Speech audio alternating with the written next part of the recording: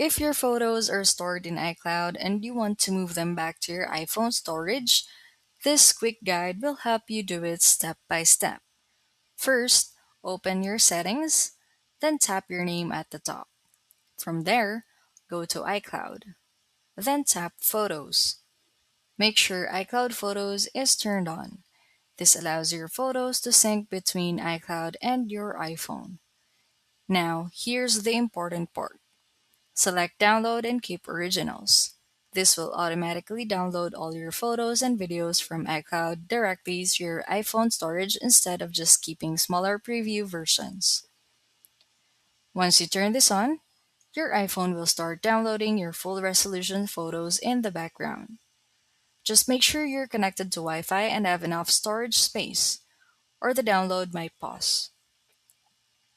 If you only want to download specific photos, open the Photos app, find the image you want, and tap on it.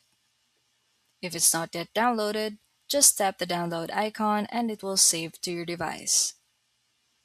Also, keep your phone charged while this is happening, especially if you have a lot of photos. It might take some time depending on your internet speed. And that's it.